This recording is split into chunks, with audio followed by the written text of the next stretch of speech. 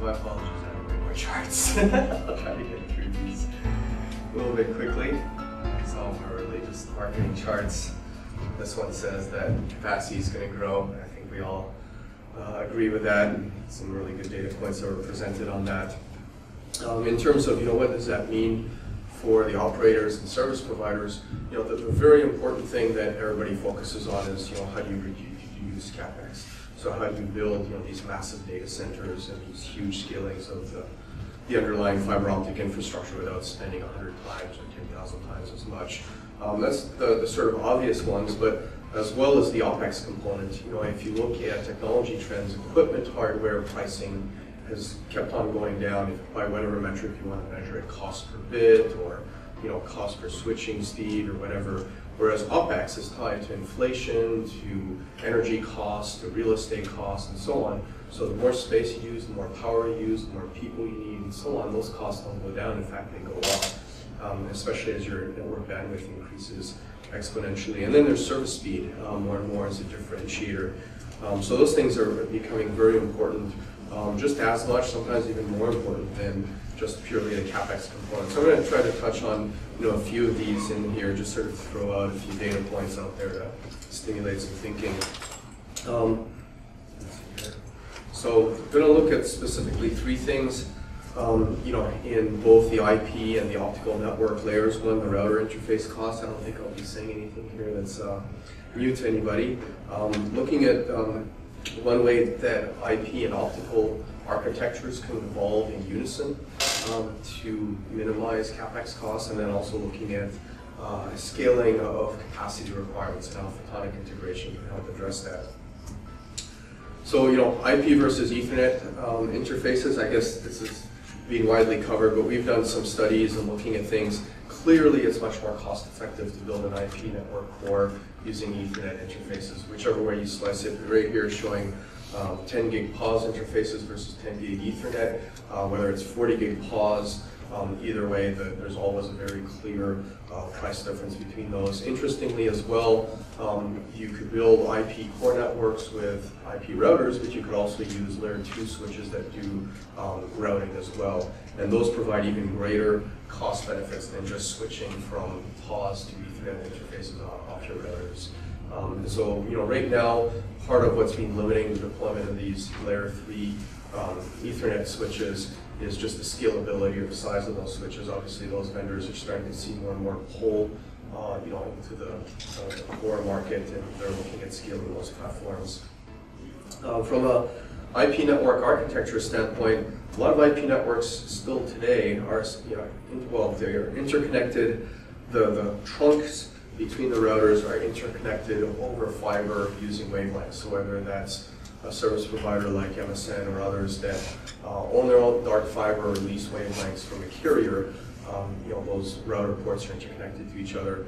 The degree of meshiness of the IP core networks in many cases is not that great. A lot of routers are primarily connected to their adjacent peers. And with that, what you have is very low router bypass. So a lot of traffic that's going through end-to-end ends up having to transit through multiple routers. From a transport cost, there isn't really a big difference there. But from the IP layer, certainly you're paying for a lot more router interfaces, which aren't cheap. You're consuming switching capacity in those IP core routers. So again, you're using part of the router core purely for transit traffic. And then as well, you're increasing latency and just making it much more difficult to route traffic end-to-end. So one alternative there is, as IP traffic volumes grow, as you start getting enough demands between city locations, why not dedicate direct connections between those locations and essentially bypass the router layer by doing straight wavelength connections between routers. So eventually migrating to a full mesh. Obviously, that doesn't necessarily prove in day one, and traffic fluctuations in the IP domain mean that you need to be able to plan for those as well. But certainly, there's a lot of benefit to being able to offload traffic from just transit traffic from intermediate router ports and connect it with more degrees of meshiness. And essentially the key thing that you want to look at there is the reconfigurability or the flexibility of the optical layer, which absolutely is there. So the ability to dynamically reprovision wavelengths end to end, not just on individual links or across small segments of the network, but reconfiguring 10 gig or 40 gig or even 100 gig circuits end to end across the network is absolutely there in the transport layer today. So why not use that capability to be able to do direct end-to-end connection between routers, and with that reduce the cost for all these intermediate router bypass interfaces.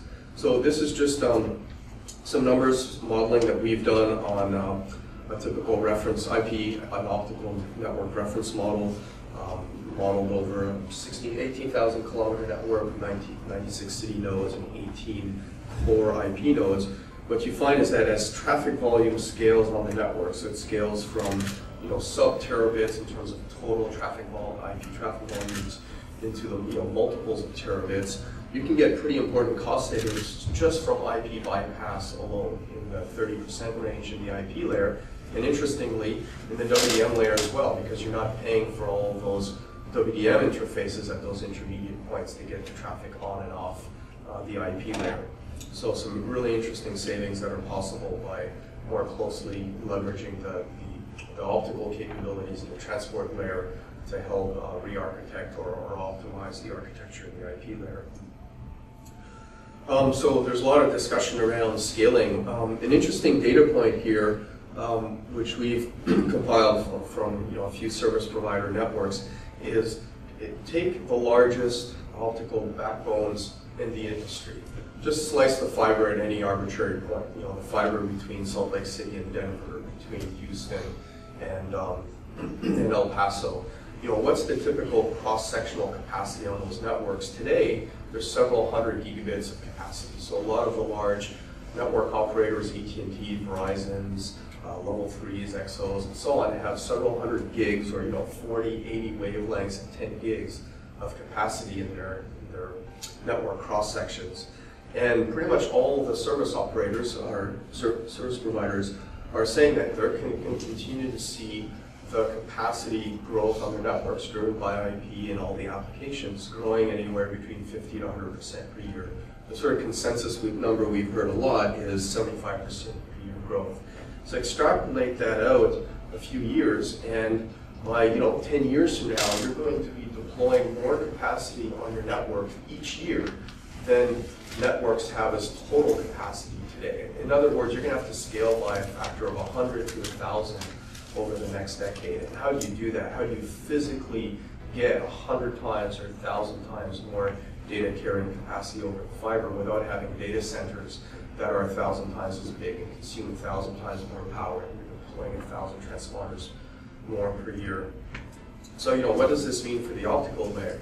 It means that service providers are going to have to deploy more capacity quicker and also at a much lower cost per bit.